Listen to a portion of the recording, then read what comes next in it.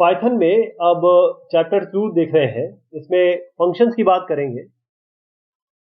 तो इस चैप्टर के बाद हम जानेंगे कि मॉड्यूल प्रोग्रामिंग क्या होती है, फंक्शंस हम कैसे लिखते हैं पाइथन में, और साथ में हम देखेंगे कि किस तरीके से जो ऑलरेडी प्री डिफाइंड फंक्शन है उनको हम आइडेंटिफाई कैसे करेंगे और उनको चलाएंगे कैसे, इन्वोक कैसे करेंगे, स्टार्ट कैसे करेंगे। फिर पाइथन के फंक्शंस बनाना और साथ में जो स्क्रिप्ट मोड है उस पर कैसे काम करेंगे। जो फंक्शन के अंदर हम आर्ग्यूमेंट्स या पैरामीटर्स भेजेंगे वो कैसे डालेंगे, और अलग अलग तरीके के पैरामीटर और आर्ग्यूमेंट को भेजने के तरीके कैसे हैं वो भी हम देखेंगे, और एक छोटा सा स्क्रिप्ट बनाएंगे ताकि हम एक कैलकुलेशन कर सकें। सबसे पहले जो स्क्रिप्ट मोड है जो हमने पहले देखा है, जो हम डिस्कशन हमने शुरू किया था, तो स्क्रिप्ट मोड में हमारा क्या है कि हम कुछ चीज़ जब लिख देते हैं तो हमने यहाँ पर पाइथन के स्टेटमेंट लिख दिए, तो इसको हम सेव कर सकते हैं, बाद में रिट्रीव कर सकते हैं, यानी कि एक फाइल बना के हम काम करेंगे। और इसके लिए जब हम स्क्रिप्ट मोड में काम करेंगे तो हमको एक फंक्शन लिखना पड़ेगा पाइथन में, और उसको हम सेव करेंगे .py एक्सटेंशन से। ये हम ऑलरेडी देख चुके हैं। तो फंक्शन है क्या? फंक्शन भी स्टेटमेंट ही है, सीक्वेंस ऑफ स्टेटमेंट है जो मिल के एक काम करते हैं, यानी स्टेप बाय स्टेप मिल के एक काम करते हैं। तो हमारे पास कोड है ये, और ये सीक्वेंशियली एक के बाद एक काम करेंगे, और पाइथन इंटरप्रेटर इनको पढ़ेगा और फिर जब फाइनल कंप्लीशन हो जाएगा तो एक रिजल्ट देगा।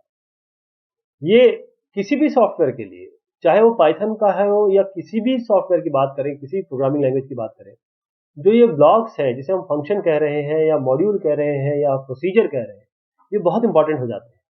तो फंक्शन, इसको हम पाइथन में किस तरीके से कैटेगराइज कर सकते हैं, या तो वो मॉड्यूल को बिलोंग करेंगे या बिल्ट इन होंगे या वो यूजर डिफाइंड होंगे। 3 टाइप के फंक्शन होंगे, 3 तरीके के नाम हम देंगे, एक मॉड्यूल्स होंगे, एक बिल्ट इन होगा, एक यूजर डिफाइंड होगा।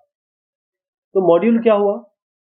ये मॉड्यूल एक फाइल है जिसमें पाइथन के डेफिनेशन, यानी कि डीईएफ से हम डेफिनेशन ला रहे हैं, वैसे ये फंक्शंस हैं और स्टेटमेंट्स होंगे।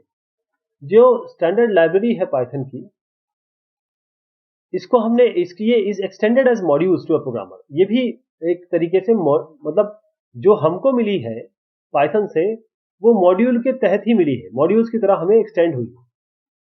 तो हम क्या कर सकते हैं कि सीधा डेफिनेशन इन मॉड्यूल से सीधा यूज कर सकते हैं अपने प्रोग्राम में। तो अगर इन मॉड्यूल को यूज करना है प्रोग्राम में तो हमको इनको इंपोर्ट करना पड़ेगा। सबसे पहले मॉड्यूल की बात चल रही है तो हमको इन मॉड्यूल को आपको इंपोर्ट करना पड़ेगा। जब एक बार आप इंपोर्ट कर लेंगे, यानी कि अपने प्रोग्राम में उसे ले आएंगे, तब आप उसको रेफर कर सकते हैं। तो कोई भी जो उस मॉड्यूल के फंक्शंस हैं और वेरिएबल्स हैं उसको आप अपने कोड में लिख सकते हैं। यानी कि ये पूरा मॉड्यूल हो गया, इसके अंदर अलग अलग फंक्शन है, हमने इस मॉड्यूल को इंपोर्ट कर लिया, फिर ये फंक्शन हम इसका यूज कर सकते हैं। तो इंपोर्ट करने के क्या क्या तरीके हैं जो हम पाइथन में करेंगे? एक तो इंपोर्ट है, ये पहला, और फिर एक फ्रॉम है। तो इंपोर्ट क्या करता है? ये सबसे इजी और सबसे कॉमन तरीका है अगर आप मॉड्यूल को अपने कोड में लिखना चाहेंगे, पाइथन कोड में। तो उसके लिए हम क्या करेंगे? इंपोर्ट, यहाँ मॉड्यूल का नाम लिखेंगे आप, ये इंपोर्ट मॉड्यूल का नाम लिखेंगे। इसी तरीके से आप कॉमा लगा के मॉड्यूल, दूसरा मॉड्यूल, तीसरा मॉड्यूल, ऐसे करके कर सकते हैं। जैसे अगर हमने यहाँ किया इंपोर्ट मैथ, तो इससे क्या हुआ? इस लाइन के बाद पाइथन अपने, ये पाइथन की जगह है आपके सिस्टम में, वो यहाँ जाएगा और math.py, ये math.py को ढूंढेगा। उसके बाद वो जगह बनाएगा जहां पर इसकी डेफिनेशन और वेरिएबल क्रिएट किए जा सके। उसके बाद वो स्टेटमेंट एग्जीक्यूट होंगे जो मॉड्यूल में है। अब ये जो डेफिनेशन है इसके अंदर, वो आपके इस प्रोग्राम के पार्ट हो जाएंगे जब एक बार आपने इंपोर्ट कर दिया। तो अगर आप ये जो math.py के अंदर के फंक्शन है इसको यूज करना चाहते हैं, एक्सेस करना चाहते हैं, इन्वोक करना चाहते हैं, तो आपको मॉड्यूल का नाम देना पड़ेगा, फिर नाम देना पड़ेगा उसके अंदर जो फंक्शन है, और उसके बीच में डॉट लगाना पड़ेगा, जिसे कहते हैं हम डॉट नोटेशन। जैसे आपने क्या math.py को इंक्लूड कर लिया इंपोर्ट करके, आपने क्या किया? इंपोर्ट मैथ, ये कर लिया आपने। अब math.py आपके इसमें आ गई। अब जैसे आप यूज करेंगे तो आप लिखेंगे मैथ, ये हो गया ये मॉड्यूल का नाम, डॉट लगाएंगे आप, मैथ के अंदर मतलब इस मॉड्यूल के अंदर जो फंक्शन है SQRT यानी स्क्वायर रूट, वो आपको यूज करना है। तो इस तरीके से करेंगे, आप जो भी नंबर डालेंगे, जैसे 25 डाला आपने या 9, या आपने 9 डाला तो ये 3 आ जाएगा, 25 डाला तो 5 आ जाएगा। तो ये बेसिकली ये डॉट नोटेशन है। तो ये SQRT फंक्शन यूज कर रहा है मॉड्यूल मैथ का, और ये स्क्वायर रूट कैलकुलेट करके आपको देगा जो इस पैरेंथेसिस के अंदर है, और जो रिजल्ट है वो किसको असाइन हो जाएगा, इस वैल्यू को।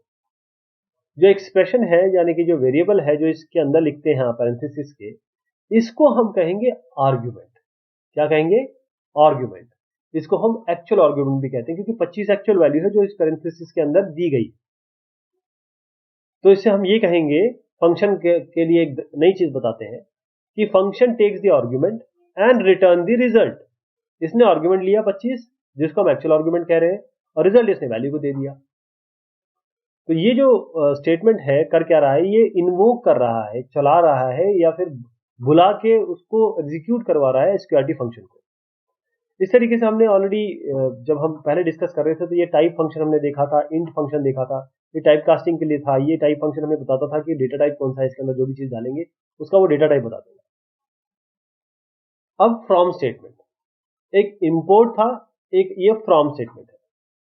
अगर आपको कोई एक स्पेसिफिक फंक्शन लाना है अपने कोड में, आप नहीं चाहते कि पूरी की पूरी मॉड्यूल फाइल में क्यों करूं, मेरी मॉड्यूल की फाइल मान लीजिए, आपकी एक एग्जांपल ले रहा हूं, जस्ट मुझे पता नहीं कि उसका साइज अभी क्या है, मैं बोलता हूं 10 MB की, मैं पूरी की पूरी फाइल अपने इसमें इंपोर्ट करूंगा, और यूज मुझे एक ही फंक्शन करना है जो हो सकता है कि 2 KB का हो। ओके, तो अगर हम पहले से ही हमें पता है कि कौन से फंक्शन हमें जरूरत होगी, तो हम क्या करेंगे कि सीधा उस फ्रॉम से बुला लेंगे उसको। तो बहुत सारे फंक्शन को बुलाने से अच्छा फ्रॉम आप यूज करिए इंपोर्ट की जगह। तो उसके लिए हम क्या करते हैं, फ्रॉम, ये आपका मॉड्यूल का नाम हो गया, मतलब मैथ तो चलेगा यहाँ पर। फिर इंपोर्ट फंक्शन नेम, ये इंपोर्ट इसके बाद इंपोर्ट लगाएंगे, फंक्शन नेम कॉमा लगा के जो भी फंक्शन होंगे वो इंपोर्ट हो जाएंगे। जैसे आप अगर यहाँ देखें, फ्रॉम मैथ से लेके आएगा, कौन कौन से इंपोर्ट कराएगा, SQRT। तो जब आप ये कर देंगे तो आप देखिए सीधा SQRT 25 लिखेंगे तो वैल्यू को ये वैल्यू मिल जाएगी। हम पूरे मैथ मॉड्यूल को मंगाने या बुलाने की जगह पाइथन से हम केवल बोल रहे हैं कि आप केवल SQRT दे दीजिए अपना, हम उसी को यूज कर लेंगे। तो अब ये SQRT फंक्शन, ये डायरेक्टली रेफरेंस हम कर रहे हैं। तो ये पूरी तरीके से from module name import star, ये पूरी, मैं ये बताना चाहता हूँ कि ये दोनों बिल्कुल सेम है। इसके आगे एक और चीज है कि अगर आप सारे के सारे इंपोर्ट करना चाहते हैं, तो फ्रॉम मॉड्यूल नेम जो भी मैथ या जो भी आप देना चाहें, इंपोर्ट स्टार, ये सारे के सारे फंक्शन ये इंपोर्ट कर देगा। हमेशा ध्यान रखिए कि जो पाइथन की फाइल है, अगर इस तरीके से आप एक फाइल बनाएंगे और यहाँ पर अपने कंटेंट लिखेंगे, तो इंपोर्ट जो होता है हमेशा स्टार्टिंग में आता है। हमेशा ये कन्वेंशन है कि स्टार्टिंग में आता है। जैसे अगर आप सी में भी करेंगे तो #include stdio.h, और इस तरीके से आप जब C++ में करते थे तो यहाँ सब चीजें यहाँ पर आप इंक्लूड करते थे स्टार्टिंग में। लेकिन पाइथन में ये है कि आप यहाँ पर अगर मैथ वाला फंक्शन यूज कर रहे हो तो यही इंपोर्ट कर लीजिए, लेकिन ऐसा है नहीं। ये कर सकते हैं लेकिन ऐसा मत करिए, क्योंकि यहाँ पर आपको स्टार्टिंग में देना पड़ेगा इसको। ये कन्वेंशन है, यही तरीका है। कुछ जो फंक्शंस है अवेलेबल मैथ मॉड्यूल में, उनको जरा देख लेते हैं। जैसे ये सील फंक्शन है, सीलिंग। देखिए आप जहां आप खड़े हैं, अगर आप किसी कमरे में हो तो आपके पास एक फ्लोर होगा जहां आप खड़े होंगे, एक आपकी छत होगी, सीलिंग। तो ये सीलिंग क्या करता है, it returns the smallest integer not less than x where x is a numeric expression. अगर x न्यूमेरिक एक्सप्रेशन है तो ये ऐसा नंबर आपको इंटीजर लौटाएगा जो x से छोटा नहीं। जैसे अगर आप कहें 45.17, इसकी सीलिंग जानना चाह रहे हैं, मैं डॉट सी, तो क्या करेंगे, ये 45 -45, देखिए ये अगर मैं यहां पर रखूं -45.17, तो इसके ऊपर क्या है, -45.17 के ऊपर क्या है, -45, और ये है -46। ठीक, अब देखिए इसमें से -45 और -46 में से बड़ा कौन सा है, -45 बड़ा है, तो ये आता है। इसी तरीके से 100.12 करिए, तो 100 किसके बीच में आता है, 100 आता है क्योंकि आप यहाँ खड़े हैं, 100 इसके बीच में और 101 के बीच में आ रहा है। तो आपको क्या लेना है, छत देखिए आपकी, ये छत है आपका, तो 101 लेंगे। ऐसे 100.72 में भी 101 लेंगे। अब है फ्लोर फंक्शन, अब आप अपने फ्लोर को लेंगे, यानी कि अगर -45.17 हमने देखा था, तो एक जगह हमने -45 लिया था क्योंकि वो बड़ा था। अब हम उसका छोटा मतलब जिसके करीब है ये, तो -46 लेंगे। ऐसे ही 100.12 है या 100.72 है। अब देखिए ये आप यहाँ पर आप 101 पे है, यहाँ पर है 100 पे। अभी आप फ्लोर पे खड़े हैं, यहाँ फ्लोर है, तो 100.12 कहीं यहाँ आएगा, 100.72 कहीं यहाँ आएगा। लेकिन आपको इन दोनों ही केस में फ्लोर लेना है, तो दोनों ही केस में हम 100 और 100 लेंगे। FABS ये आपको एब्सोल्यूट वैल्यू देगा, जो भी न्यूमेरिक वैल्यू होगी। यानी -45 माइनस को ये प्लस कर देगा, प्लस को तो प्लस ही देगा, प्लस को प्लस ही देगा, लेकिन माइनस को ये प्लस कर देगा। math.FABS से इसको कॉल करेंगे। ऐसी EXPX ये आपको एक्सपोनेंशियल देगा e का, x का जो भी वैल्यू होगी, जो e⁻x करके देगा। यानी कि आप अगर यहाँ 2 देते हैं तो e⁻2 देगा। तो math.exp -45.17 देंगे तो e⁻ जो भी -45.17 है उसकी वैल्यू यहाँ पर रिटर्न करेगा। ऐसे 100.12 देंगे तो e⁻100.12 की वैल्यू रिटर्न हो जाएगी। इसी तरीके से 100.72। अगर आपको लॉग निकालना है किसी भी वैल्यू x का, जहां पर x 0 से बड़ा होना चाहिए, नेगेटिव नहीं लेगा ये, तो यहाँ पर जैसे ही आप math.log करेंगे तो इसकी लॉग वैल्यू आपकी आ जाएगी। तो ये नेचुरल लॉगरिथम है, ये लॉग बेस इसका ये है। अब अगर 10 का बेस आप चाहते हैं log 10, तो यहाँ log 10 लिखेंगे। तो यहाँ नेचुरल बेस था, यहाँ पर log बेस 10 है, x 0 से बड़ा होना चाहिए, तो ये आप 10 के बेस के हिसाब से log की वैल्यू देगा। ऐसे अगर आप पावर POW फंक्शन यूज करना चाहते हैं, जो x की पावर y है, ये रिटर्न करेगा x to the power y। तो अगर आप पावर 100,2 करना चाहते हैं तो 100 की घात 2, 100 की पावर 2 देगा ये। और ये रिटर्न जो कर रहा है, ये देखिएगा ये वैल्यू जो है ये आपका फ्लोटिंग पॉइंट में है, 2 टू द पावर 4 16, लेकिन 16.0 आएगा। 3 टू द पावर 0 किसी भी का पावर 0 1 होता है, लेकिन ये फ्लोटिंग में रिजल्ट दे रहा है। ऐसी SQRT फंक्शन है, स्क्वायर रूट फंक्शन, जो भी आप math.sqrt के अंदर देंगे उसका स्क्वायर रूट निकाल देगा। और ध्यान रखिएगा जो स्क्वायर रूट आएगा वो भी फ्लोटिंग में होगा। ऐसी कॉस है, कॉस निकाल देगा ये, कोसाइन निकाल देगा x का, लेकिन रेडियन में निकालेगा। ध्यान रखिएगा रिजल्ट जो आता है रेडियन में। अगर आपको डिग्री में चाहिए तो उसको आपको चेंज करना पड़ेगा। जैसे मैथ डॉट आपने कॉस 3 दिया तो 3 का ये आपको कोसाइन निकाल के देगा, -3 का कोसाइन। ऐसे cos 0 का 1 होता है, math dot pi cos math dot pi -1। इसी तरीके से साइन एक्स निकालना है तो एक्स जो देंगे उसका साइन आ जाएगा, साइन एंगल आ जाएगा आपका। और सारे के सारे एंगल जो आ रहे हैं वो आपके रेडियंस में आ रहे हैं और साथ में ये फ्लोटिंग पॉइंट में आ रहे हैं। ऐसे 10x निकाल सकते हैं, ये भी देखिए रेडियन में आएगा और आपके 10 निकाल देगा, ये टेंजेंट निकाल देगा रेडियन से। डिग्रीज अगर आपको निकालनी है, अगर रेडियन से डिग्री में बदलना है तो आप क्या करिए, जो भी आपका if you want to convert angle x from radians to degree, तो x आप यहाँ पर दीजिए 3, ये आपको डिग्रीज में कन्वर्ट करके दे देगा। ऐसे -3 है, इसको डिग्रीज में कन्वर्ट कर देगा। डिग्री 0 का 0 ही होता है, 0.0। ऐसे आप करेंगे इसको। रेडियंस है तो जो भी एंगल आप देंगे x का वो डिग्री से रेडियन में कन्वर्ट कर देगा। जैसे अगर आप यहाँ पर देते हैं तो ये इसको रेडियंस में कन्वर्ट कर देगा, डिग्री को रेडियंस में, डिग्री को रेडियंस में। कुछ और फंक्शन हम ले रहे हैं रैंडम मॉड्यूल के, मैथ के तो देख लिया हमने, रैंडम मॉड्यूल के। तो ये रैंडम फंक्शन क्या करता है, ये रिटर्न करता है रैंडम फ्लोट x। याद ध्यान रखिएगा उत्तर जो आएगा वो फ्लोट में आएगा और जो वैल्यू आएगी वो 0 से 1 के बीच में आएगी। 0 के बराबर हो सकती है लेकिन 1 के बराबर नहीं होगी। अगर 1 ही आ गया तो रैंडम नहीं रहेगा। तो 0 से 1 के बीच में कोई वैल्यू आपकी आएगी, 0 हो सकती है लेकिन 1 से कम रहेगी। तो रैंडम डॉट रैंडम अगर आप करेंगे तो कोई भी वैल्यू आएगी, हर बार करते रहेंगे तो हर बार ये रैंडम वैल्यू देगा। ऐसे आप रैंड इंट करेंगे, रैंड इंट, तो ये क्या करेगा कि एक वैल्यू आप यहाँ दे दीजिए, दूसरी वैल्यू यहाँ दे दीजिए, तो इन दोनों के बीच में ये रैंडम वैल्यू आपको निकाल के दे देगा। जैसे 1 और 10 के बीच में अगर आप रैंड डॉट रैंड इंट करते हैं तो ये इंटीजर वैल्यू देगा। रैंड इंट मतलब इंटीजर वैल्यू, तो 1 से 10 के बीच में कोई भी रैंडम वैल्यू उठा के दे देगा। जैसे -2 और 20 के बीच में कोई भी रैंडम वैल्यू उठा के दे देगा। ऐसे यूनिफॉर्म अगर आप करेंगे तो इसका मतलब ये है कि एक फ्लोटिंग पॉइंट नंबर आपका आएगा इस तरीके से कि x a से बड़ा होगा और बराबर भी हो सकता है लेकिन b से छोटा होगा। तो जैसे 5 और 10 आप देते हैं तो ये क्या करेगा कि 5 से बड़ा होगा और 5 के बराबर भी हो सकता है लेकिन 10 से छोटा होगा, और किसमें देगा, फ्लोटिंग पॉइंट। ऐसी आपका रैंड रेंज है, तो इसमें स्टार्ट है, स्टॉप है और स्टेप है। इसका मतलब ये है कि अगर आप स्टेप वाइज रैंडम नंबर चाहते हैं तो रैंडम आइटम किसी रेंज में आपको देगा। जैसे 100 ये आपका स्टार्ट हो गया, खत्म करना है 1000 तो 100 से लेकर 1000 के बीच में आपको मिलेंगे नंबर, और 3 का स्टेप होगा। हर बार जो स्टेप हो गए 3 के होंगे, तो कोई भी रैंडम नंबर इनके बीच में आ जाएगा जो 3 के स्टेप में होगा। बिल्ट इन फंक्शन क्या होते हैं पाइथन में या किसी भी लैंग्वेज में अगर बात करें तो बिल्ट इन फंक्शन वो फंक्शन होते हैं जो आपको लैंग्वेज में मिलते हैं, जैसे पाइथन में आपको मिलते हैं, और प्रोग्रामर एज ए प्रोग्रामर हम इसे एक्सेस कर सकते हैं। ये हमें अवेलेबल है, हम यूज कर सकते हैं, और हमको इसके लिए कोई इंपोर्टिंग की जरूरत नहीं है, कोई मॉड्यूल इंपोर्ट नहीं करना पड़ता है। तो एक छोटा सेट है बिल्ट इन फंक्शंस का, जिसमें बहुत सारे जो फंक्शंस हैं उनको पार्टीशन किया गया है मॉड्यूल्स में। ये ध्यान रखिएगा कि जितना आप लैंग्वेज को प्रिसाइज रखेंगे उतनी ज्यादा वो पॉपुलर होगी, और यही पाइथन के साथ है। जैसे आपका abs x फंक्शन है, ये क्या देगा आपको, ये एब्सोल्यूट वैल्यू देगा। जो भी आप वैल्यू देंगे, जैसे -45 दिया तो 45 आ गया, 119L दिया तो 119 आ गया, यानी एब्सोल्यूट वैल्यू मिली। ये distance between x and 0 where x is a numeric expression, यानी कि आपको 0 से जो डिस्टेंस है वो देगा। बेसिकली ये माइनस साइन को हटा देगा, इस तरीके से समझिए।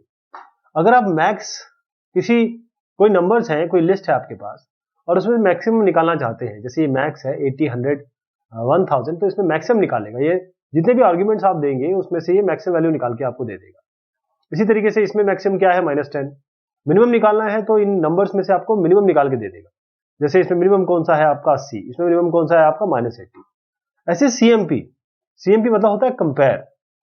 तो इसमें कंपेयर में क्या करेंगे, ये साइन रिटर्न करेगा, इसका जो उत्तर आएगा वो साइन आएगा, और -1 रिटर्न करेगा यदि ये दो वैल्यू में x is less than y, 0 करेगा अगर ये दोनों बराबर हो गए, और 1 करेगा अगर ये x ग्रेटर देन y हो जाएगा।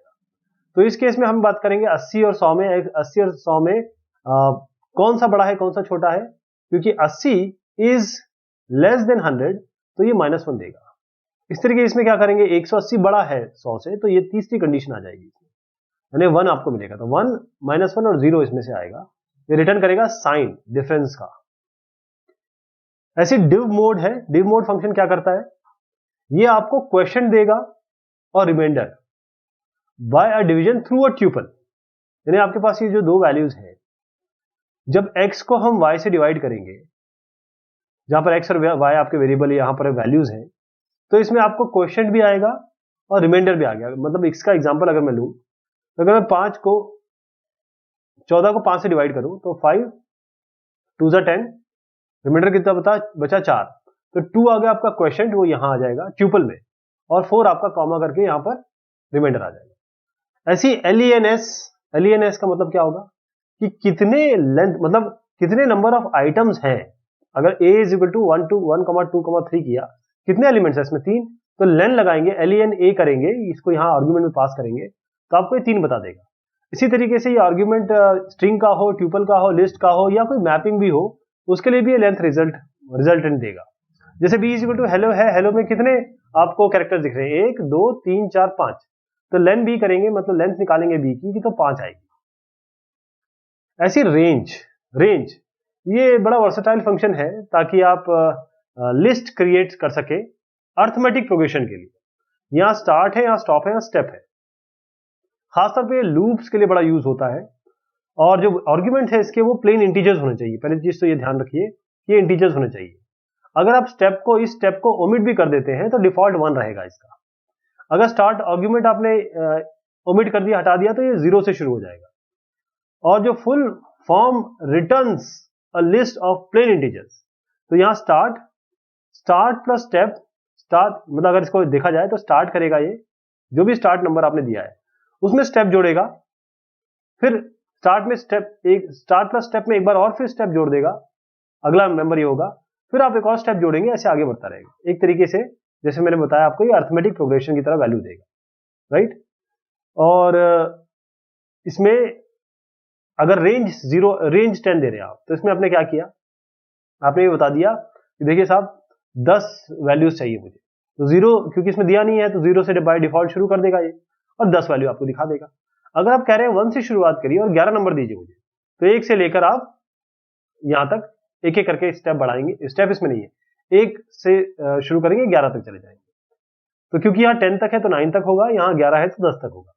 ऐसे आप अब बता रहे हैं कि 0 से शुरुआत करिए मुझे आप दीजिए 5-5 के स्टेप में ऐसे ये नंबर दीजिए, 30 तक पहुंचाइए, मतलब 0 से लेकर 30 तक मुझे 5-5 के स्टेप में नंबर दिखा दीजिए। तो 0 पहला होगा, 5 जोड़ेंगे 0 में तो 5, फिर और 5 जोड़ देंगे तो 10, ऐसे करके 25 तक पहुंच जाएंगे। और 0 से 30 के बीच में है क्योंकि इनके इन बिटवीन रहना है, तो 30 के नीचे यहाँ 25 तक आ जाएगा। अब आप यहाँ बोल रहे हैं कि एक काम करिए, 0 से लेकर 10 तक मुझे दीजिए वैल्यू, लेकिन 3-3 के स्टेप में दीजिए। तो पहला 0 होगा, फिर 3, फिर 6, फिर 9, ऐसे 0 से शुरुआत कर रहे हैं -10 तक, और -1 का स्टेप होना चाहिए। तो 0 -1 ऐसे -9 तक पहुंच जाएगा। अगर रेंज 0 देंगे तो खाली आएगा, रेंज 1 to 0 देंगे तो भी खाली आएगा। इसका मतलब ये है कि यहां पर दिस विल क्रिएट नथिंग। ये जो रेंज है इसमें जो वैल्यूज हैं प्रॉपर आनी चाहिए, और नहीं देंगे आप, और या केवल ऐसी चीज देंगे जिससे ये काम नहीं चलेगा, केवल आपने स्टेप दे दिया तो काम नहीं चलेगा ऐसी। तो रेंज 0 में कहां से कहां तक जाएगा, कोई ये रेंज पता ही नहीं करेगा। ऐसी 1 से 0 रेंज, अब आपने स्टेप तो दिया ही नहीं इसका। ऐसी राउंड x और n, तो ये क्या करेगा, आपके पास एक ये वैल्यू है x और ये n, ये आपके x और n न्यूमेरिक एक्सप्रेशन है, ये आपको एक फ्लोट रिटर्न करेगा राउंडेड बाय n डिजिट। यानी कि आपने कहा कि देखिए ये 80.2, 3, 4, 5, 6 है, इसको जरा 2 तक राउंड कर दीजिए, मतलब ये 2, 3 को राउंड कर दीजिए। तो इसके बाद 4 है तो ये 2, 3 तक ही करके दे देगा। ऐसे ही इसको राउंड करना है आपको, और आप कह रहे हैं 3 तक राउंड कर दीजिए इसको। तो 3 तक करेंगे तो खैर ये चीज हटी जाएगी, 0, 0 आ जाएगा। यहां पर आप करेंगे, आप बोलेंगे कि 80.23456 इसको राउंड करना है। तो आपने राउंड का यहां पर n तो दिया ही नहीं, तो ये 0 डेसिमल में करेगा, मतलब केवल ये 80.0 आ जाएगा इसका, ये सब हटा देगा, ट्रंकेट कर देगा। इसके अलावा आपके पास बूल है, कैर है, फ्लोट है, इंट है, लॉन्ग है, str, टाइप, id, ट्यूपल, ये सारे आपके बिल्ट इन फंक्शन है। कंपोजिशन क्या होता है? कंपोजिशन एक तरीका है जिससे हम जोड़ेंगे, कंबाइन करेंगे सिंपल फंक्शंस को, ताकि एक कॉम्प्लिकेटेड फंक्शन बनाया जा सके। कॉम्प्लिकेटेड फंक्शन नहीं कहूंगा मैं, मतलब कोई अगर काम है आपको तो छोटी छोटी चीजों को जोड़ के हम एक बड़ा काम कर सकते हैं। तो एक फंक्शन बनेगा, और ये फंक्शन इनपुट होगा दूसरे के लिए, फिर इसके बाद दूसरा फंक्शन होगा तीसरे के लिए, इस तरीके से होगा। अगर आपके पास 2 फंक्शन है, मान लीजिए एक fn1 है और एक fn2 है, तो आपने क्या किया, इसके अंदर x डाला, वैल्यू आई a, अब ये इसके लिए इनपुट का काम कर रहा है, वैल्यू आई b। ये आप इसको इस तरीके से भी कर सकते हैं, इसको कंबाइन कैसे कर सकते हैं, इस पूरे को, क्योंकि ये अल्टीमेटली तो a ही दे रहा है, a ही जा रहा है, तो इस a की जगह ये पूरा का पूरा fn2x रख दीजिए, यानी कि fn1 के अंदर, फंक्शन 1 के अंदर ये पूरा आप डाल सकते हैं। तो ये स्टेटमेंट जो है ये एक से ज्यादा फंक्शन का भी हो सकता है। तो एक फंक्शन आपका, इसका आर्गुमेंट जो निकलेगा, मतलब इसका जो वैल्यू निकलेगा, वो एज ए आर्गुमेंट काम करेगा इस फंक्शन के लिए, और इस तरीके से आगे चीज बढ़ेगी। जैसे आपने क्या किया, पहले कहा कि देखिए साहब लॉग निकालिए a+1 का, maths.log निकालिए। जब इसका वैल्यू आ जाएगी वो उसका एक्सपोनेंट कर दीजिए आप। ऐसे ही आपका ये डिग्रीज है, आपने कहा पहले math.py निकालिए, ये कंप्यूट करिए, डिग्री बाय ये करिए, फिर जो वैल्यू आई उसका साइन निकालिए। तो कंपोजिशन हम क्यों यूज करते हैं, हम पैकेज करना चाहते हैं जो कोड है मॉड्यूल्स में। बहुत जगह आप इस सिचुएशन को देखेंगे जब हम एग्जांपल लेंगे, और कोड को मैनेज करना बहुत आसान हो जाएगा, राइट। तो Python also allow us to take elements of a program and compose them. Program के एलिमेंट को भी लेके हम कंपोज कर सकते हैं। अब यूजर डिफाइंड फंक्शन, एक तो आपने बिल्ट इन फंक्शन देख लिए, फंक्शन आपने मॉड्यूल से भी इंपोर्ट कर लिए। अब यूजर डिफाइंड फंक्शन, हमने वो फंक्शन देखे, वो या तो मॉड्यूल से आ रहे थे या बिल्ट इन थे, जो इंटरप्रेटर के पास खुद ही थे। लेकिन अब हमको अपने फंक्शन लिखने हैं, प्रोग्रामर हम हैं, हम तो अपने फंक्शन लिखेंगे। तो जो फंक्शन ये मॉड्यूल के साथ, और ये जो बाकी जो मैंने 2-3 की बात की, उनके साथ ये कंबाइन आप कर सकते हैं, और ये इंपोर्ट भी कर सकते हैं, और ये आप साथ में यूज भी कर सकते हैं। तो कोई भी फंक्शन को अगर आपको डिफाइन करना हो तो आप कीवर्ड लेंगे def, फंक्शन के लिए def यूज करेंगे। इस कीवर्ड के बाद after the keyword comes as an identifier, एक बार ये आ गया, उसके बाद आप नाम लिखेंगे फंक्शन का, उसके बाद आप पैरेंथेसाइज लिस्ट देंगे पैरामीटर्स की, और कोलन ये एंड करेगा इस लाइन को। उसके बाद आपका ब्लॉक आएगा स्टेटमेंट का, जो उस फंक्शन का पार्ट होगा। तो इससे पहले कि हम फंक्शन हेडर या बॉडी के बारे में पढ़े, पहले हम देख लेते हैं ब्लॉक ऑफ स्टेटमेंट्स जो आपके फंक्शन बॉडी का पार्ट बनने वाली है। तो ब्लॉक ऑफ स्टेटमेंट क्या होता है? ये कुछ है नहीं, ये एक स्टेटमेंट भी हो सकता है, एक से ज्यादा स्टेटमेंट भी हो सकते हैं, ये सारे ग्रुप है और ये एक तरीके से एक बार में काम करेंगे। तो इसको हम इंडेंटेशन से लिखते हैं। इंडेंटेशन मतलब इसको प्रॉपर तरीके से लिखते हैं, 4 स्पेसेस देते हैं इसके पहले, इंडेंटेशन करने से पहले, और सब सारे जो स्टेटमेंट्स है ब्लॉक लेवल पे उनका सेम इंडेंट लेवल होगा। अगर ब्लॉक एक ब्लॉक के अंदर है जो जिसका पहला स्टेटमेंट शुरू होगा वो 4 स्पेस से शुरू होना चाहिए, यानी कि 4 और 4 यानी कि टोटल 8 स्पेसेस। एक ब्लॉक 4 से शुरू हो रहा है, इसके अंदर एक और ब्लॉक देंगे तो ये जो 4 है ये भी 4 और लेगा, मतलब 8। इसके अंदर और है तो 4 4 4 4 12 स्पेस के बाद शुरू होगा ब्लॉक के अंदर ब्लॉक के अंदर ब्लॉक। अगर ब्लॉक को एंड करना है तो आप जो अगला स्टेटमेंट लिखेंगे उसी इंडेंटेशन पे लिखेंगे जहां से शुरू किया है, मतलब इसका एंड लिखना है तो यहां लिखेंगे। अब हम अपने फंक्शन पे आ जाते हैं, सिंटेक्स पे। हम क्या करते हैं यहाँ पे DEF, इससे पता चल गया कि ये फंक्शन बनने वाला है।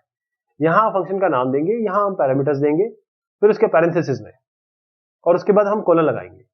ये स्क्वायर ब्रैकेट ये इंक्लूड स्टेटमेंट्स है, यानी कि ये स्क्वायर ब्रैकेट का मतलब है कि ये यहां पर पैरामीटर्स आप डालेंगे। ये आपके ऑप्शनल पार्ट है स्टेटमेंट के, कुछ चीजें आप रख सकते हैं, कुछ चीजें मैं आपको जब एग्जांपल आएगा बताता हूं कैसे। एक फंक्शन हमने लिखा, DEF लिखा, इसके आगे से हेलो फंक्शन का नाम हो गया, पैरेंथेसिस लिया, कोलन लग दिया। तो इसके अंदर जो पैरामीटर है वो रखने की जरूरत है भी नहीं भी, यानी कि अब नहीं रखे तो कोई दिक्कत नहीं है। ये पूरी तरह डिपेंड करेगा कि फंक्शन कौन सा बना रहे हैं आप। तो ये इसीलिए ये ऑप्शनल है। ये लाइन 1 हो गई। अब अगले पे जब आएंगे तो यहां पर आप 4 का स्पेस देंगे और यहां पर लिखेंगे प्रिंट हेलो वर्ल्ड। ये लाइन 1 हो गई, ये लाइन 2 हो गई। जो पहली लाइन है फंक्शन डेफिनेशन है, लाइन नंबर 1, इसको हम कहेंगे हेडर। और इसके बाद जो चीज आ रही है, जैसे ये लाइन नंबर 2 आपकी है, इसको हम बॉडी कहेंगे। ये नाम फंक्शन का से हेलो है, इसके अंदर पैरेंथेसिस खाली है, यानी हम कोई पैरामीटर पास नहीं कर रहे हैं। जो बॉडी है फंक्शन की, इसमें केवल एक ही स्टेटमेंट है जो ये बताएगा, प्रिंट करेगा हेलो वर्ल्ड को स्क्रीन पे। तो कोई भी जनरल स्ट्रक्चर अगर देखना चाहें तो वो किस तरीके से बनेगा, एक फंक्शन हेडर होगा, ये DEF से शुरू होगा, एंड ये कॉलन से होगा, और इसमें फंक्शन का नाम होगा और साथ में जो पैरामीटर पास कर रहे हैं, ये आपका कोलन बताएगा कि अब इसके बाद ब्लॉक ऑफ स्टेटमेंट आने वाले हैं। अब फंक्शन बॉडी जैसी आएगी, जैसे इसके नीचे लिखेंगे इसके बाद, तो 4 स्पेस छोड़ देंगे, इंडेंट करेंगे और यहां से लिखना शुरू करेंगे, यहां ऐसे। जब आप फंक्शन डिफाइन करेंगे तो अपने आप एक वेरिएबल क्रिएट कर देगा उसी नाम से, जो ये नाम है, लेकिन कोई भी रिजल्ट जनरेट नहीं करेगा अभी। और जो बॉडी है फंक्शन की वो तभी एग्जीक्यूट होगी जब फंक्शन को कॉल या इन्वोक किया जाएगा, जब उसको बुलाया जाएगा। तो फंक्शन कॉल क्या होता है, वो नाम होगा फंक्शन का जिसको आपको एग्जीक्यूट कराना है। उसके बाद जो आर्ग्यूमेंट देंगे पैरेंथेसिस में, और ये आर्ग्यूमेंट लेफ्ट LHS से देंगे, लेफ्ट हैंड साइड से। इसको आप देखते हैं, जैसे से हेलो हमने दिया, ये हम जब तक कॉल नहीं करेंगे, ये हमने कॉल किया ना, ये कॉलिंग हो रही है, ये आप कॉल करेंगे तब आपको रिजल्ट आएगा। इसकी तरह हमने और भी जब हम आगे चीजें देख रहे थे तो हमने कई चीजें इसमें देख ली। जरा DEF के बारे में थोड़ा और पता करें, ये है क्या।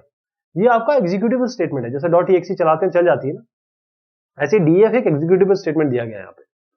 जब फंक्शन क्रिएट होगा जिस समय एग्जीक्यूशन के समय, और जो नाम है उसको ये नाम फंक्शन का नाम असाइन कर दिया जाएगा। तो at the time of execution एक फंक्शन क्रिएट होगा, उसका नाम and a name is assigned to it. क्योंकि ये स्टेटमेंट है तो डेफ कहीं भी आ सकता है, इसको नेस्ट भी किया जा सकता है। एक एग्जांपल देखिए, इफ कंडीशन। अब इसके अंदर हमारा फंक्शन आ रहा है DEF FUN। अब इसमें आप कुछ भी स्टेटमेंट दीजिए, तो इफ के बाद एल्स आया, फिर हमने एक और फंक्शन दे दिया, ये दोबारा हम फंक्शन लिख सकते हैं। ये फंक्शन आपने एक तरीके से डिफाइन कर दिया, ये फंक्शन आपने दूसरे तरीके से डिफाइन कर दिया। अब यहां पर आके आप इस फंक्शन को कॉल कर लीजिए FUN, ये पैरेंथेसिस।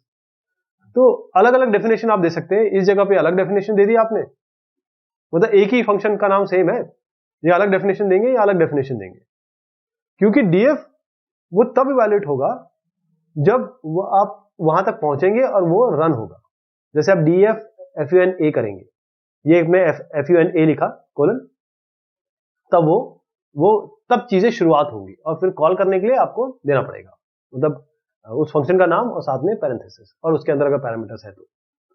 अब फंक्शन बॉडी को देखते हैं।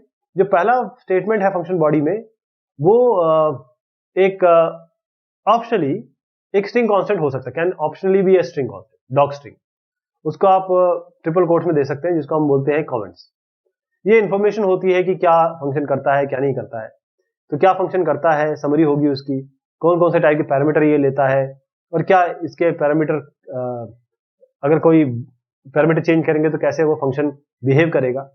तो डॉगस्ट्रिंग एक बड़ा इंपॉर्टेंट टूल है डॉक्यूमेंट करने के लिए, आपके प्रोग्राम को अच्छा बनाने के लिए, इंटरैक्टिव और समझने के लिए, समझने के लिए बहुत जरूरी होता है। अगर आप डॉगस्ट्रिंग को वाकई में एक्सेस करना चाहते हैं तो आपके पास एक फंक्शन है अंडरस्कोर डॉक अंडरस्कोर, यहाँ फंक्शन का नाम। हमने हेल्प भी देखा था, हेल्प से हम पाइथन की अगर इसके अंदर पैरेंथेसिस पास में कोई पास करे तो उसकी हेल्प मिल जाती है। जिस तरीके से हेल्प है वैसे ही पाइथन डॉगस्ट्रिंग भी देता है। वो फंक्शन आपके स्क्रीन पे आ जाएगा। तो इसलिए डॉगस्ट्रिंग यूज करिए जब भी आप फंक्शन यूज करें। जैसे आपने यहाँ क्या किया, डीएफ एरिया, ये डीएफ हो गया, फंक्शन बनेगा, इसका मतलब एरिया फंक्शन का नाम हो गया, रेडियस आप पैरामीटर पास कर रहे हैं। अब यहाँ आपने क्या किया, यहाँ ये डॉगस्ट्रिंग शुरू की, डॉगस्ट्रिंग बंद की। यहां पर आपने बता दिया कि ये जो फंक्शन है ये काम क्या करता है, ये एरिया निकालता है, ये इसके पास एक इंटीजर और फ्लोट आप दीजिए, कैलकुलेट एरिया करेगा और रिटर्न करेगा जो एरिया है कॉलिंग फंक्शन को। तो रेडियस टू द पावर 2 ये एरिया हो गया और रिटर्न है। फंक्शन बड़ा सिंपल है, ऑब्जेक्टिव भी इसका बहुत क्लियर है। कैसे हमें क्लियर हुआ ये, क्योंकि हमने ये डॉगस्ट्रिंग इसमें डाल दिया, यानी कि हमें कमेंट डाल दिया। जो लास्ट स्टेटमेंट है फंक्शन का वो रिटर्न करता है। रिटर्न मतलब ये आपने कुछ चीज करने के लिए दी, ये आपको लौटा रहा है। तो रिटर्न स्टेटमेंट इसमें कांस्टेंट हो सकते हैं, लिटरल हो सकता है, वेरिएबल हो सकता है, एक्सप्रेशन हो सकता है और साथ में फंक्शन भी हो सकता है। अगर रिटर्न में आपने कुछ भी नहीं लिखा तो ये नन रिटर्न करेगा, नन। तो इस यहां पर क्या रिटर्न कर रहा है, एरिया रिटर्न कर रहा है इसमें। अच्छा, दो स्टेटमेंट लिखने की जगह ये जैसे आपने दो लिखा, आप क्या कर सकते थे, सीधा रिटर्न, क्योंकि रिटर्न ए कर रहा है, ए ये है तो रिटर्न ये भी तो कर सकते थे, ये वाला, तो रिटर्न डायरेक्ट भी कर सकते हैं। तो यहां क्या होगा, फंक्शन पहले कैलकुलेट करेगा फिर रिटर्न करेगा। ये भी हो सकता है कि फंक्शन रिटर्न वैल्यू ना करे, जैसे आपने से हेलो फंक्शन हमने जो देखा था, इसमें ये रिटर्न ही नहीं कर रहा है कुछ, क्योंकि से हेलो का काम केवल मैसेज प्रिंट करना है स्क्रीन पे, तो इसमें कोई रिटर्न स्टेटमेंट नहीं है। इसे हम कहते हैं वॉइड फंक्शन। ऐसे फंक्शन जो रिटर्न नहीं करेंगे, रिटर्न उसमें नहीं लिखा होगा या रिटर्न नहीं कर रहा है, वो वॉइड फंक्शन होगी। तो वॉइड फंक्शन हो सकता है कि कोई डिस्प्ले कर रहा हो चीजों को या कोई और इफेक्ट कर रहा हो, लेकिन वो रिटर्न नहीं करेंगे। अगर आप बाई चांस इसको वैल्यू असाइन करने लगे तो आपको नन मिलेगा। जैसे एक एग्जांपल है यहाँ पर df check num, तो चेक फंक्शन का नाम हो गया, नम इसमें पास करेंगे। जैसे नम जाएगा तो इफ नम मॉड्यूलो 2 यानी कि इवन हम चेक कर रहे हैं, अगर 0 है तो प्रिंट ट्रू, ऐसे हम फॉल्स कर दें। तो हमने क्या किया, ये रिजल्ट यहां पर हमने चेक 29 किया और रिजल्ट डाला, तो 29 क्या है, डिवाइड हो पा रहा है, क्या ये इवन है ऑड है, क्योंकि ऑड है तो फॉल्स आ जाएगा। और अगर आप प्रिंट केवल रिजल्ट करते हैं, इसको केवल प्रिंट रिजल्ट करते हैं, तो आपका क्या आएगा, नन। केवल रिजल्ट को प्रिंट करने से आपका काम नहीं बनेगा, क्योंकि रिजल्ट में नहीं आया है। चेक 29 ने रिजल्ट जब किया, जब इसका रिजल्ट आया, वो रिजल्ट को असाइन किया, वो दिखाया आपने, प्रिंट रिजल्ट करेंगे तो आपको नन आएगा, ये ध्यान रखिएगा। तो डॉग स्ट्रिंग यानी डॉग स्ट्रिंग की कुछ कन्वेंशन है। जो पहली लाइन है डॉग स्ट्रिंग में, वो हमेशा कैपिटल से स्टार्ट करते हैं और एंड करते हैं पीरियड से, जैसे सेंटेंस लिखते हैं। सेकंड लाइन इसकी ब्लैंक छोड़ देते हैं, क्योंकि सेपरेट करना है, डिस्क्रिप्शन क्लियर दिखना चाहिए। और उसके बाद जो बाकी डिटेल है डॉग स्ट्रिंग से, वो तीसरी लाइन से शुरू करते हैं। हमने फंक्शन के बारे में देखा कि क्या क्या चीजें यूज करते हैं पाइथन में, डीईएफ से फंक्शन बनाते हैं और क्या क्या चीजें हैं फंक्शन की। दूसरी चीज जो आती है फंक्शन में, वो इंपॉर्टेंट चीज है कि उसमें पैरामीटर्स होंगे, यानी आप जब 2 और 3 पास करेंगे तभी तो आप बोल पाएंगे कि मुझे 2 और 3 का एडिशन दीजिए। तो एडिशन देने के लिए हमको पैरामीटर्स पास करने पड़ेंगे, जिसको हम आर्ग्यूमेंट्स भी बोल रहे हैं। थोड़ा सा इसमें अंतर है, इसको हम समझेंगे भी पाइथन में किस तरीके से ये चीजें देखी जाती है अलग अलग। पैरामीटर्स वो वैल्यूज है जो आप इस पैरेंथेसिस में देते हैं जब हम फंक्शन का हेडर लिखते हैं, यानी कि फंक्शन अगर कोई काम करना चाहे तो ये वैल्यूज की जरूरत पड़ती है। अब हमने जो एरिया ऑफ सर्कल लिखा, मान लीजिए इस तरीके से हमने एरिया लिखा, तो इसके अंदर हम ये रेडियस ये देना चाहेंगे, यानी कि रेडियस देंगे तभी तो एरिया निकल पाएगा, चाहे आप इसके आगे पाई आर स्क्वायर करें या जैसे भी करें। तो रेडियस आपको ये पास करना पड़ेगा, इसे हम कहेंगे पैरामीटर, किस फंक्शन का, एरिया का। अगर एक से ज्यादा है, अगर एक से ज्यादा वैल्यू रिक्वायर्ड है तो हम इसको कॉमा से सेपरेट करके अलग अलग दे सकते हैं। यहाँ पे आर्ग्यूमेंट्स क्या है? आर्ग्यूमेंट्स हम वो वैल्यूज को कहते हैं जो हम जब फंक्शन को कॉल करते हैं, इन्वोक करते हैं, उसको एग्जीक्यूट कराना चाहते हैं, तब देते हैं। आप समझ गए अंतर? पैरामीटर्स, ये रेडियस, अभी ये फिलहाल है, रेडियस इज अ पैरामीटर। जब आप फंक्शन में एरिया 2 करके देंगे तो ये 2 को पैरामीटर लेगा और 2 के हिसाब से एरिया निकालेगा। बिल्कुल जो आपने ऑर्डर यहां दिया है पैरामीटर्स में, उसी हिसाब से आर्ग्यूमेंट दिए जाएंगे।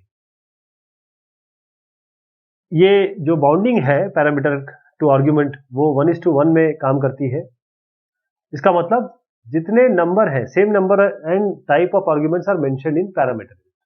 जो पैरामीटर में आप दे रहे हैं, जैसे आपने कहा ऐड a, b, c, ये दिया, तो जब ऐड को आप इन्वोक करेंगे तो ऐसे देंगे 1, 2, से 3, ऐसे देंगे इसको। एक एग्जांपल जो एरिया का है उसको देखिए। जो फंक्शन कॉल होगा उसमें हम एरिया इस तरीके से देंगे, साथ में हम ये पास करेंगे रेडियस।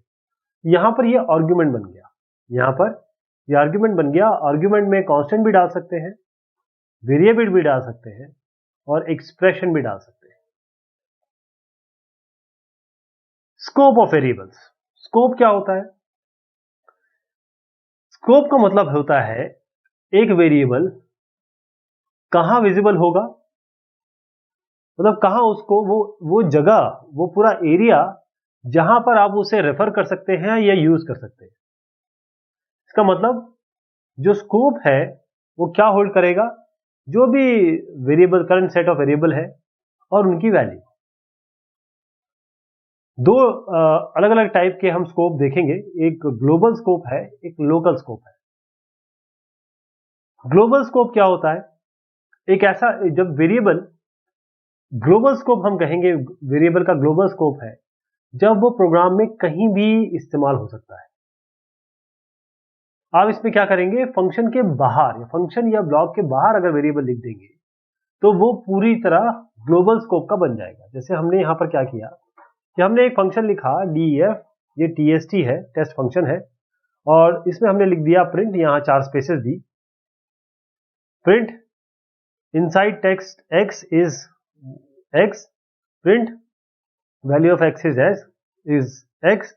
तो अब ये फंक्शन के अंदर ये हो गया, ये इसके बाहर है, मतलब फंक्शन ये हो गया, ये इसके बाहर है, x 50 है।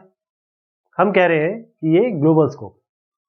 तो जब हम इसको रन कराएंगे तो अंदर भी इनसाइड टेस्ट में भी 50 आएगा, बाहर, क्योंकि ये प्रिंट लाइन, प्रिंट जो है वाली जो स्टेटमेंट आप देख रहे हैं, ये बाहर है इस फंक्शन से, तब भी 50 आएगा। जो भी मॉडिफिकेशन आप ग्लोबल को करेंगे वो परमानेंट होगी और जितने भी फंक्शंस उस फाइल में लिखे हैं उनके लिए विजिबल होगी। जैसे अगर आप x = 50 लिख रहे हैं, यहां पर आप फंक्शन के अंदर आए, आपने कहा x + 10, इसका मतलब क्या होता है, x = x + 10 देना चाह रहे हो। अब क्या हो जाएगा, x में 10 की वृद्धि कर दी आपने, बढ़ा दिया, तो x में कौन सी वैल्यू आ गई, बेसिकली 60 आ गई। तो आपने कहा अंदर ये फंक्शन यहां से यहां तक है, इनसाइड टेस्ट x इज, तो x को 60 आना चाहिए। अब जब यहां से फंक्शन शुरू हुआ, मतलब डेफिनेशन फंक्शन की शुरू हुई, यहां एंड हो गई। यहां पर आप देना चाहें print value of x is, क्या आएगा? आप सोचते हैं क्योंकि ग्लोबल है 50 है तो 50 आना चाहिए क्योंकि ये तो फंक्शन के अंदर हो रहा है। ऐसा नहीं, जब आप बाहर भी प्रिंट करेंगे, क्योंकि आप x की वैल्यू को चेंज कर चुके हैं, x रेफर कर रहा है 10 को, अब 50 को, और आपने 10 जोड़ दिया तो x अभी भी तो इसी को रिफर कर रहा है जहां 60 हो चुका है। आपने रिबिल्ड कर दिया यहां पर दोनों ही जगह पे 60 आए। लोकल स्कोप, लोकल स्कोप का मतलब यह है कि जो भी फंक्शन या ब्लॉक है उसी के अंदर जहां पर इसको क्रिएट किया गया है वहीं पर इसका स्कोप होगा। तो जब हमने वेरिएबल फंक्शन या ब्लॉक के अंदर बनाया तो वेरिएबल लोकल हो जाएगा, और लोकल वेरिएबल तभी एग्जिस्ट करेगा जब फंक्शन एग्जीक्यूट हो रहा हो। एग्जांपल देखिए, x इज इक्वल टू 50 दिया आपने, यहां y इक्वल टू 20 दिया, यहां से फंक्शन शुरू हुआ, यहां से फंक्शन एंड हुआ। Print value of x is, ये x की वैल्यू प्रिंट कराने की कोशिश की तो यहां 50 आएगी, y इज, y 20 आएगा, राइट। अब इसके बाद एक और प्रिंटिंग आपने यहां पर दे दी, value of x is what, क्योंकि ये ग्लोबल स्कोप है तो यहां पर आपको 50 आना चाहिए, लेकिन y को क्या मिलेगा, y को क्या मिलेगा, क्योंकि y तो इस फंक्शन के अंदर है, इसका ये लोकल स्कोप है, ये लोकल स्कोप है और ये ग्लोबल स्कोप है, जीएस। तो जो ये प्रिंट लाइन है, ये आपको, ये वाली जो प्रिंट लाइन आप देख रहे हैं, ये वाली, this will give an error. क्यों, y तो इसके पास है ही नहीं, y तो यहां से शुरुआत हुई, यहीं खत्म हो गया। तो जो ग्लोबल वेरिएबल हमेशा ग्लोबल ही रहेगा, अगर इसको यहां पर दोबारा रिक्रिएट नहीं किया जाता, रीबिल्ड नहीं किया जाता। एक एग्जांपल देखिए, x को आपने 50 दिया, अब इस फंक्शन के अंदर आ गया, फंक्शन यहां से शुरू हुआ, यहां खत्म हो गया। x में आपने 5 वैल्यू डाली, y में आपने 2 डाल दी, यानी x क्या हो गया, 50 हो गया, 50 से 5 हो गया, तो x अब आपका 5 हो चुका है, y 2 हो गया। Value of x and y inside the function x y, यानी कि x में यहां 5 दिखना चाहिए, y में 2 दिखना चाहिए। अब आप फंक्शन के बाहर आ चुके हैं। Value of x outside the function is what. अब यहां पर देखिए, जब हम आउटसाइड आएंगे, इधर पे आउटसाइड द फंक्शन इज 50, यहां पर आप 50 आ रहा है क्योंकि ये ग्लोबल है। आप ये देखिए, ये आउटपुट कैसे आया, अगर हमको रेफर करना है ग्लोबल वेरिएबल को फंक्शन के अंदर, तो इसके साथ हम ग्लोबल प्रीफिक्स यूज करेंगे। We have to use a keyword global.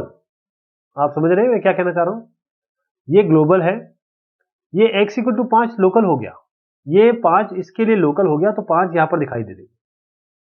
अगर ये बाई चांस x नहीं होता, तब हमने अभी अभी एग्जांपल में देखा था, जब ये x नहीं था, तो x की ग्लोबल वैल्यू इसको मिल गई थी। लेकिन अब यहां x इक्वल टू 5 है, इसको एक मतलब एक ग्लोबल हो गया, एक लोकल हो गया। ये हमेशा लोकल को लेगा, हमेशा लोकल को लेगा, क्योंकि फंक्शन के अंदर लोकल ही चलता है। अगर बाई चांस आपको इस फंक्शन के अंदर x इक्वल टू 50 को कॉल करना है, तो आपको ग्लोबल कीवर्ड यूज करना पड़ेगा, जैसे यहां पर हुआ। अब x इक्वल टू 50 दिया आपने, इस फंक्शन के अंदर लिखा ग्लोबल x, मतलब आप रेफर करना चाहते हैं अब इसको। अब x इक्वल टू 2 दिया आपने और y इक्वल टू 2 दिया। Value of x and y inside the function, inside the function में तो आपको क्या क्या मिलेगा, 2 और 2। Value of x outside the function x is, अब क्योंकि आपने ग्लोबल x कर लिया है और इस x को, मतलब ग्लोबल x के पास 50 था, इस फंक्शन के अंदर आपने इस ग्लोबल x को एक्सेस किया और इसमें 2 की वैल्यू डाल दी, 2 की वैल्यू डाल दी, तो जब आप बाहर प्रिंट करेंगे तो आपको वैल्यू 2 मिलेगी। और देखते हैं डिफाइनिंग फंक्शन में और क्या क्या होता है। हम कुछ डिफॉल्ट वैल्यू भी दे सकते हैं, हमेशा ऐसा जरूरी नहीं है कि सारी वैल्यू पास की जाए, कुछ वैल्यू बाय डिफॉल्ट, यानी कि अगर आप पाई आर स्क्वायर निकालना चाहते हैं तो पाई अगर देना चाहते हैं बाय डिफॉल्ट दे दीजिए, या आपकी फिक्स वैल्यू है, जैसे सिंपल इंटरेस्ट निकालना चाहते हैं या कंपाउंड इंटरेस्ट, एक बैंकिंग सोल्यूशन है, वहां जो आजकल इंटरेस्ट रेट चल रहा है उसको फिक्स कर दीजिए। तो यूजर से इसकी जरूरत नहीं पड़ेगी आपको, जब वो फंक्शन कॉल होगा हम डिफॉल्ट आर्ग्यूमेंट दे सकते हैं। अब देखिएगा, हमने एक फंक्शन लिखा def डिफाइन करके ग्रीट, यहां पर हमने कहा मैसेज, और ये जो है यहां पर आपने कहा टाइम्स इक्वल टू 1। ये टाइम्स इक्वल टू 1 क्या हुआ, तो यार यहां पर क्या किया आपने, जैसे ही आपने प्रिंट मैसेज इनटू टाइम्स कर दिया, मैसेज इनटू टाइम्स कर दिया, तो ये हुआ क्या कि मैसेज 3 बार, ये मैसेज इनटू टाइम्स का मतलब ये होता है कि एक बार, राइट। मैसेज क्या है आपका, जैसे आपने ये फंक्शन कॉल किया, वेलकम आया, वेलकम एक बार, वेलकम आ गया एक बार। और अब हम ये चाहते हैं कि टाइम्स इक्वल टू 1, ये डिफॉल्ट था, जब हमने कुछ नहीं दिया तो बाय डिफॉल्ट ले लिया इसने 1। लेकिन अगर आप वैल्यू देना चाहते हैं तो भी कोई दिक्कत नहीं, यहां पर 2 देंगे तो अब इस 1 की जगह 2 ओवरराइड हो जाएगा, यानी इस जगह 2 चला जाएगा, तो हेलो 2 बार आपको मल्टीप्लाई होगी, मतलब 2 बार दिख जाएगा। तो ये फंक्शन है एक आर्ग्यूमेंट और ये फंक्शन है 2 आर्ग्यूमेंट, एक करेंगे तो दूसरा उसको मिल नहीं रहा है तो वो डिफॉल्ट वैल्यू ले लेगा, अगर आपने डिफॉल्ट दी हुई है तो इस तरीके से आपने देखा डिफॉल्ट वैल्यू उसने 1 लिया, 2 बार आपको स्ट्रिंग दिखा दिया, अगर 2 लिया तो ये आपका तरीका है किस तरीके से हम डिफॉल्ट वैल्यू देते हैं। आप ये ध्यान रखिए कि डिफॉल्ट वैल्यू अगर आप असाइन करते हैं पैरामीटर को तो वो हमेशा कांस्टेंट ही हो सकती है, केवल कांस्टेंट होगी। जो भी उस पैरामीटर लिस्ट के एंड में होंगे वो आप डिफॉल्ट वैल्यू देंगे। ऐसे नहीं हो सकता कि आपके लेफ्ट में डिफॉल्ट आर्गुमेंट वैल्यू देने लगे आप, वो नहीं होगा। अगर आप यहां पर without assigning default value to parameter lying on its right side, मतलब आप इसको दे देंगे फिर इसको भी दे सकते हैं, इसको भी दे सकते हैं, ऐसे नहीं कर सकते कि इसको दे दें और इसको दे दें, ये इसको भी देना पड़ेगा आपको। ओके, और डिफॉल्ट वैल्यू केवल एक बार इवैल्यूएट होती है जब आप फंक्शन का डेफिनेशन देते हैं। अगर एक ऐसा फंक्शन है जिसमें काफी सारे पैरामीटर्स है और हम स्पेसिफाई करना चाहते हैं केवल कुछ इसमें जब फंक्शन कॉल करें, तो उसके लिए क्या करेंगे, उनका नाम यूज करेंगे। हम पोजीशन नहीं, पोजीशन या ऑर्डर नहीं, हम उनका नाम यूज करेंगे। इसको हम कहते हैं कीवर्ड आर्ग्यूमेंट्स। जैसे हमने कहा यहां डिफाइन करने की कोशिश की fun function a b equal to 1 c equal to 5। तो अभी हमने क्या किया, प्रिंट a, ये प्रिंट क्या करेगा, print a is this, a b is this, c is this, ऐसे करके ये abc प्रिंट कर देगा। इस फंक्शन को कैसे कैसे इन्वोक किया जा सकता है। सबसे पहले हम fun 3 देंगे, जैसे ही 3 देंगे a में 3 वैल्यू आएगी, b और c आपका कांस्टेंट है, यानी कि कांस्टेंट क्या कहूंगा मैं इसको, ये डिफॉल्ट है, तो b और c भी यहां पर प्रिंट हो जाएगा, b1 और c5। अगले हमने 3 7 10 दे दिया, तो ये 3 7 10 तीनों मिलेगा इसको, 3 7 10। अगली बार हमने क्या किया, 25 दिया और c इक्वल टू 20 दिया, तो a में तो 25 चला जाएगा, b में डिफॉल्ट ऑलरेडी 1 है, लेकिन c 5 नहीं होगा, c में अब 20 जाएगा। ऐसे आप c इक्वल टू 20 देते हैं, a इक्वल टू 10 देते हैं, तब क्या होगा, a को 10 मिलेगा क्योंकि आपने नाम स्पेसिफाई कर दिया है, c को 20 मिल जाएगा, और अभी b क्या है, b के पास कुछ भी नहीं दिया तो b अपनी डिफॉल्ट वैल्यू 1 ले लेगा। ऐसे होगा ये। जो पहला और सेकंड आपने जो देखा, जो अभी देखा, इसमें डिफॉल्ट, मैंने इसको वैसे समझा दिया आपको, ये सारी चीज इसमें डिस्कशन ही है और क्या हुआ है इसमें। और जो फंक्शन नेम आपने जो fun, इसमें 3 पैरामीटर्स थे, जिसमें पहला था वो बगैर डिफॉल्ट का था, दूसरे आपके डिफॉल्ट वैल्यूज थे। तो कोई भी any call to the function should have at least 1 argument, यानी अगर एक आपने नॉन डिफॉल्ट दिया है तो कम से कम एक तो होना ही चाहिए। जब आप कीवर्ड आर्गुमेंट यूज कर रहे हैं तो आपके दिमाग में क्या क्या चीज होनी चाहिए उसको ध्यान रखिएगा। आर्गुमेंट लिस्ट में must have a positional argument, यानी कि आर्गुमेंट लिस्ट में आपको पोजिशनल आर्गुमेंट चाहिए, बाद में उसके बाद आपके कीवर्ड आर्गुमेंट हो सकते हैं। कीवर्ड जो आर्गुमेंट लिस्ट में है, जो लिस्ट पैरामीटर है वहीं उसी के नाम दिए जा सकते हैं। जैसे आपने a इक्वल टू 10 दिया फंक्शन कॉल में, ये तो दे दिया, क्या फंक्शन कॉल में x इक्वल टू 10 दे सकते थे, वो तो था ही नहीं, abc में कोई भी नहीं है, तो नहीं, x इक्वल टू 10 नहीं दे सकते। कोई भी पैरामीटर ऐसा ना हो जो एक से ज्यादा वैल्यू, मतलब एक से ज्यादा बार वैल्यू ले। Parameter names corresponding to positional arguments can not be used as a keyword in the same call. Parameter का नाम जो पोजिशनल आर्गुमेंट से करस्पॉन्ड करता है उसको हम यूज नहीं कर सकते कीवर्ड्स की तरह उसी समय सेम कॉल में। इसको आप समझेंगे, देखिए ये जो चीज मैंने बताई है, अगर हमने ये जो सारी चीजें हैं इसको मैंने यहां बताने की कोशिश की है कि अगर हमने fun दिया तो यहां पर एक भी पैरामीटर नहीं है, जबकि हमने इसको इस तरीके से बना रखा था, a b इक्वल टू 1 या c इक्वल टू जो भी 5 था। अब अगर हम यहाँ पे कोई भी पैरामीटर नहीं देंगे तो गलत हो जाएगा, क्योंकि कम से कम एक तो देना ही। 5 दिया, a इक्वल टू 5 दिया, 6।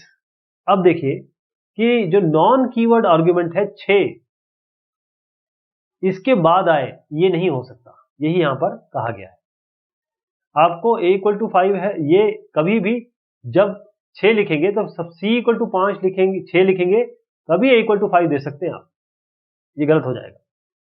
अब क्या आपने किया कि a, एक बार फंक्शन का मतलब ये है कि 6 में a जाएगा और a को 5 दे दिया, तो डुप्लीकेसी हो गई ना, तो ये वाली जो तीसरी कंडीशन है वो ये है। जो दोबारा नहीं दे सकते, ए को दो वैल्यू नहीं दे भेज सकते। d इक्वल टू 5, अब यहाँ पर आपने जैसे मैंने कहा x 10 दे दे, ये नहीं हो सकता ना।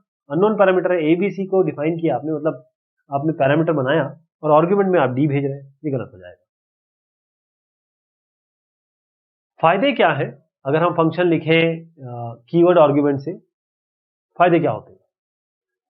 आप ये जानें कि फंक्शन बहुत इजी हो जाएगा, हमको याद नहीं करना पड़ेगा ऑर्डर क्या है आर्ग्यूमेंट का, सबसे पहली चीज तो ये है। दूसरा है कि हम वैल्यू स्पेसिफाई कर सकते हैं केवल उन पैरामीटर के जिसके हम देना चाहते हैं, क्योंकि बाकी के तो डिफॉल्ट आर्ग्यूमेंट वैल्यूज ऑलरेडी दे ही चुके हैं हम।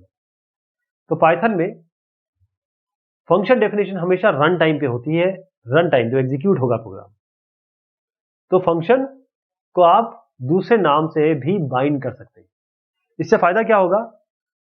आप फंक्शन को एज अ पैरामीटर भेज सकते हैं, पहली चीज, और आप यूज या इन्वोक कर सकते हैं फंक्शन को दो नाम से भी। ये फायदे हैं, ये बाकी प्रीवियस लैंग्वेजेस में पॉसिबल नहीं हो पाता था।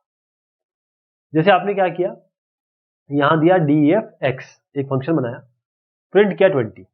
अब आपने क्या किया, x में y की वैल्यू भेज दी। अब आपने x प्रिंट कराया, y प्रिंट कराया, तो y प्रिंट करेंगे तो क्या होगा, क्योंकि यहां पर ये फंक्शन है, आपने x को y असाइन किया और y को प्रिंट कराने की कोशिश की, तो क्योंकि ये कर क्या रहा है, यहाँ पर 20 आया, आपने यहाँ x और y में आपको क्या मिलेगा, 20। ये देखिए, ध्यान से समझिए एक दो बार। और यहाँ पर हमने क्या किया, इसको बहुत ध्यान से समझिए कि हमने यहाँ पर एक x दिया, x को असाइन किया y को, x एक फंक्शन है, y एक फंक्शन, दोनों को कॉल किया, राइट। तो जब हम x को कॉल करेंगे तो क्योंकि प्रिंट 20 इसके अंदर है, 20 दिखाएगा। जब y को कॉल करेंगे तो क्या आएगा, क्योंकि x को ही y को असाइन किया है ना।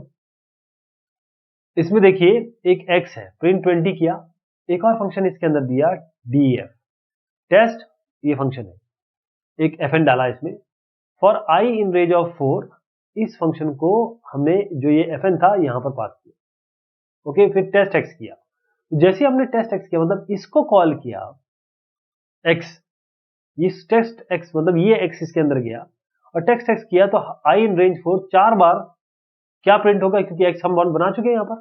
देखिए आप,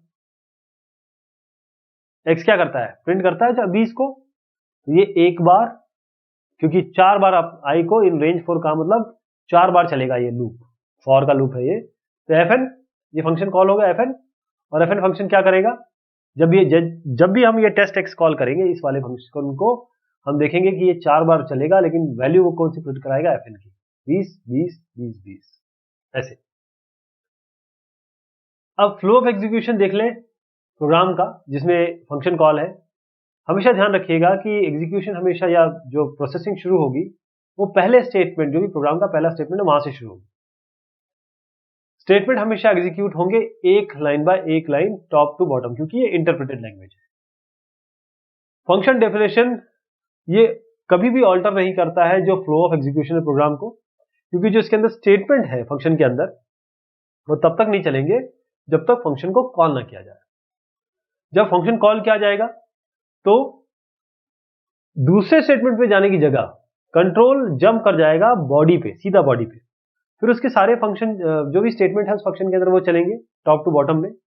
फिर वो दोबारा वहीं आ जाएगा जहां उसने लीव किया है, यानी कि यहां से यहां तक आया, अब यहां फंक्शन है तो ये फंक्शन में जाएगा, पहले इसको एग्जीक्यूट करेगा, फिर इधर पे आएगा।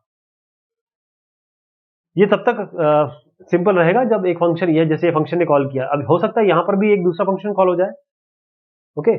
तो फंक्शन के अंदर फंक्शन भी हो सकते हैं, तो वहां पर थोड़ी सी कॉम्प्लेक्सिटी बढ़ जाएगी। पाइथन बहुत बढ़िया ट्रैक रखता है फंक्शन के अंदर फंक्शन। तो जब भी आप एक फंक्शन कंप्लीट होगा तो प्रोग्राम वहीं से पिक करेगा जहां से उसने लास्ट को लीव किया था, जब तक प्रोग्राम एंड नहीं हो जाएगा, जब तक टर्मिनेट नहीं होगा। तो पाइथन आपको अलाउ नहीं करता है, does not allow you to call a function before the function is declared. अगर आपने फंक्शन डिक्लेयर नहीं किया है तो function does not allow you to call that function. जब आप लिखेंगे नाम फंक्शन का बगैर पैरामीटर के, तो उसको कैसे इंटरप्रेट किया जाएगा, एज ए रेफरेंस। जब फंक्शन का नाम लिखेंगे पैरेंथेसिस के साथ, जब इसके साथ लिखेंगे, जब इसके साथ नहीं लिखेंगे तो एज अ रेफरेंस होगा। जब इसके साथ लिखेंगे तो जो इंटरप्रेटर है वो इन्वोक करेगा उस फंक्शन को और साथ में ऑब्जेक्ट डालेगा। तो ये बात हुई फंक्शन की, थोड़ा सा टिपिकल है लेकिन प्रैक्टिस से आपको आ जाएगा। बहुत शुक्रिया, बहुत मेहरबानी आप सभी की।